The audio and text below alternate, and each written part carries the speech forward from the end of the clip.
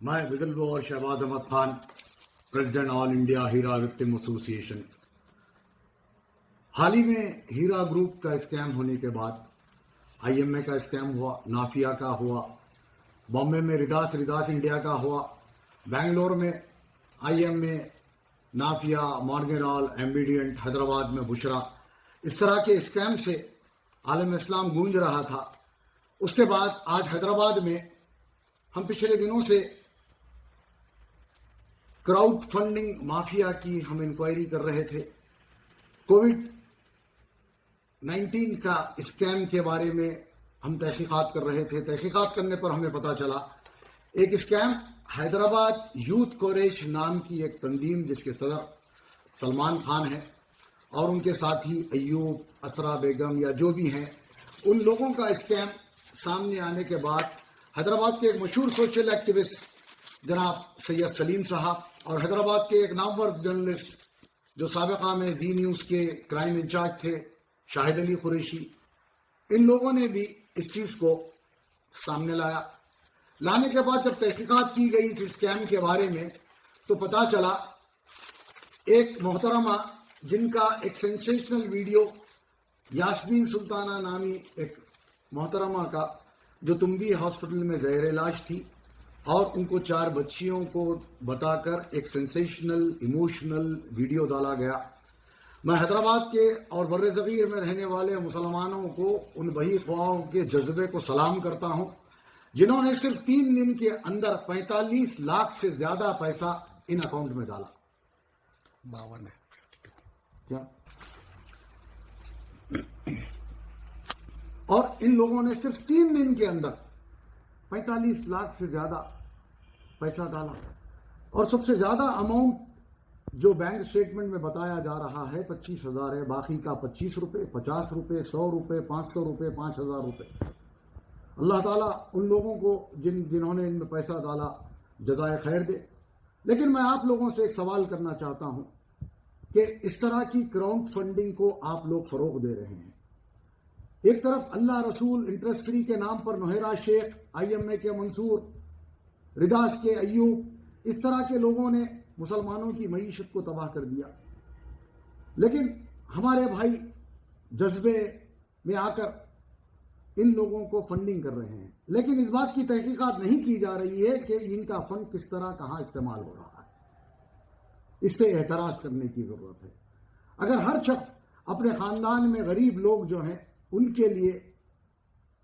پیسے مہیا کریں، ان کی ضرورت کی تکمیل کریں، ان کی غریبی کو دور کرنے کے لیے اپنے خاندان میں ہی آپ دیکھیں گے آپ کو زیادہ ثواب ملے گا۔ رسول اللہ صلی اللہ علیہ وسلم کے بھی فرمان میں آپ لوگوں کو اپنے پڑوسیوں اور اپنے خاندان والوں کو بھی پہلے دیکھنا ہے۔ لیکن چلیے جو بھی ہوا، یاسمین سلطانہ کے معاملے میں کیا ہوا میں اس بات کو آپ لوگوں کے سامنے لانا چاہتا ہوں۔ یاسمین سلطانہ کے معاملے میں حیدرآباد کوریج کے سلمان نے ایک ویڈیو ڈالا، اس پر 45 لاکھ روپے سے زیادہ پیسہ جمع ہو گیا، لیکن سلمان نے اپنے تمام ویڈیو میں کبھی بھی ان پیسوں کا ذکر نہیں کیا اور لوگوں کا شکریہ ادا کیا۔ اس بات کو شک کے دائرے میں لایا گیا، اور 21 تاریخ کے دن جب سلمان کو، اسرا بیگم کو یہ بتایا گیا کہ محترمہ کی طبیعت زیادہ خراب ہے اور ان کو اب دعائوں کی ضرورت ہے، آنن فانن میں سلمان، اسرا جو بچوں کی ممانی بتائی جاتی ہے، اور احمد محی الدین جو بھونگیر کے رہنے والے ہیں، جو اسرا بیگم کے دور کے رشتہ دار ہیں، سوال یہ ہے ان تینوں نے 15 اور 16 لاکھ آپس میں ڈسٹریبیوٹ کرنے کا فیصلہ کیوں کیا؟ اگر ان کی نیت صاف ہوتی تو سلمان اپنے اکاؤنٹ میں 15 لاکھ ٹرانسفر نہیں کرتے، اور احمد محی الدین کے نام پر جو بھونگیر میں رہتے ہیں، جو بچوں کے کوئی رشتہ دار نہیں لگتے، ان کے نام پر 15 لاکھ، جو ایوب نامی شخص کے بے نامی ہیں ان کے نام پر 15 لاکھ نہیں کرتے، اور اسرا بیگم کے اکاؤنٹ میں 16 لاکھ روپے نہیں چھوڑ دیتے۔ اور جیسے ہی ہمارے لوگوں نے وہاں سے تحقیقات کی تو انہوں نے آنن فانن میں آ کر میڈیا سے بات کرتے ہوئے اپنے تمام گناہوں کا اقبال کر لیا اور اپنے آپ کو صحیح ٹھہرانے کی کوشش کی۔ بہرحال ہمارا مقصد اس اسکیم کو پھوڑنے کا یہ ہے کہ یہ پیسہ کسی بھی حال میں ان 4 بچوں کے حوالے کیا جائے۔ دوسری بات، بچے کے جب والد زندہ ہیں، اگر سوچئے سلمان، اگر آپ کے والد اگر کوئی غلط کام کرتے ہیں تو کیا آپ کو دوسروں کو گود کو دے دیں گے؟ آپ کو نہیں دیں گے نا بابا۔ اگر آپ یہ کہہ رہے ہیں کہ بچوں کے والد شرابی ہیں تو بچوں کے والد تو ہیں۔ آپ کی نیت صاف اگر ہوتی تو آپ ان پیسوں کو وہاں پر ان بچوں کے نام پر آپ ٹرانسفر کر دے سکتے تھے۔ آپ کو اپنے اکاؤنٹ میں پیسے ڈالنے کی ضرورت نہیں تھی، اسرا بیگم کے اکاؤنٹ میں 16 لاکھ چھوڑنے کی ضرورت نہیں تھی، اور احمد محی الدین کے اکاؤنٹ میں 15 لاکھ ڈالنے کی ضرورت نہیں تھی۔ ہم آپ کے خلاف نہیں ہیں، نہ ہم آپ کے پرسنل معاملات میں جانا چاہ رہے ہیں۔ ہمیں کراؤڈ فنڈنگ میں